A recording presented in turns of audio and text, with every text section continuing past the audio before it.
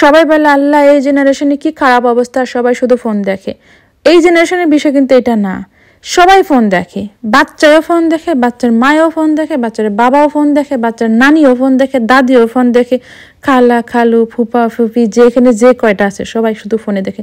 বাঙালিরা অনেক বেশি ফোন দেখে, সবার হাতে মাশাল্লাহ ফোন আছে এবং সবার হাতে ফোনের মধ্যে কম করে হলো অ্যান্ড্রয়েড ফোন আছে। ওর মধ্যে ফেসবুক, টিকটক, এরপর ইউটিউব সব আপলোড করা আছে এবং সারাক্ষণ ওগুলাই দেখতে থাকবে।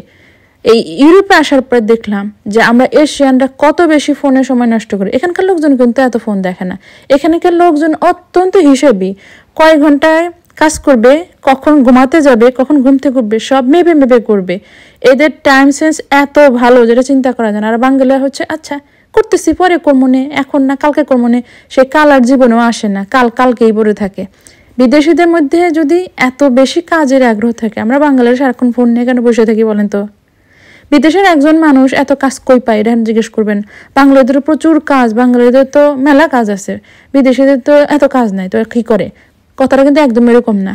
কাজ যারা করে তারা কাজ খুঁজে বার করে, কাজ যারা করতে জানে তাদের হাত গুটে বসে থাকা দরকার হয় না, তারা হাজার টাকা চোখে দেখতে পায়। এই যে আমরা যারা মহিলারা ঘরে বসে থাকি, আপনারা মনে করেন ঘরে বসে আছি, আমরা কিন্তু হাজার টাকা দিনের মধ্যে চিন্তা করতে পারি।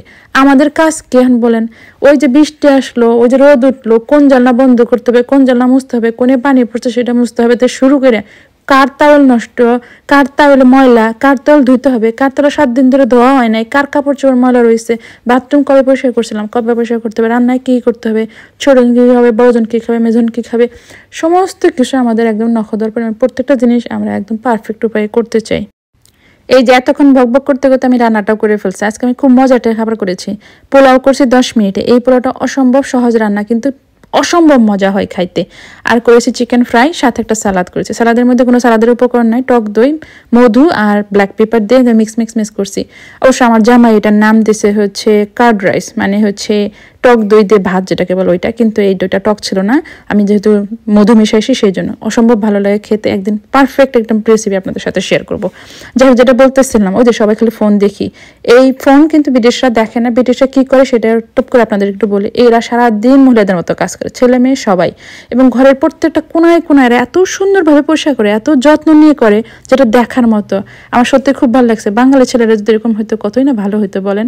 Thank you for watching. আজকের মতো এখানেই, বাই বাই।